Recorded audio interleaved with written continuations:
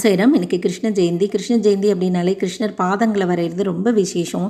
வீட்டோட வாசல்லேருந்து பூஜை பண்ணுற இடம் வரைக்கும் இது மாதிரி அவரோட பாதங்களை வரைஞ்சி அவருக்கு பிடித்தமான நிவேதனங்கள் ரெடி பண்ணி அவருக்கு அபிஷேகம், ஆராதனை, அர்ச்சனை இது எல்லாமே இன்னைக்கு பண்ணுவாங்க.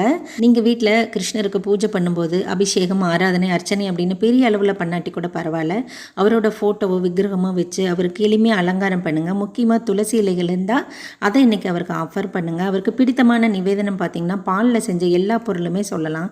பால், தயிர், நெய், வெண்ணெய், மோர், இது கூடவே முக்கியமாக குசேலர் அவருக்கு கொடுத்த அவள், அந்த பொருளை இன்றைக்கி நீங்கள் நிவேதனம் பண்ணுங்கள். இது மாதிரி நிவேதனம் பண்ணும்போது நீங்கள் ஒரு துளசி இலைகளை வச்சு அந்த நிவேதனத்தை அவருக்கு நீங்கள் ஆஃபர் பண்ணுங்கள். கூடவே தேங்காய் பழம், வெற்றிலை பாக்கு இதையும் நீங்கள் ஆஃபர் பண்ணுறது நல்லது. இது எதுவுமே முடியாட்டி பரவாயில்ல, ஒரு டம்ளர் பசும்பால் மட்டுமாவது நீங்கள் காய்ச்சி அவருக்கு நிவேதனம் பண்ணுறதுங்கிறது ரொம்ப நல்லது. கூடவே இந்த அவள் வைக்கிறீங்க அப்படின்னா அப்படியே வைக்கலாம் அவளை, அல்லது புட்டு, பாயசம், லட்டு இது மாதிரி கூட பண்ணி அவருக்கு நிவேதனம் பண்ணி அவர் ஆசீர்வாதத்தை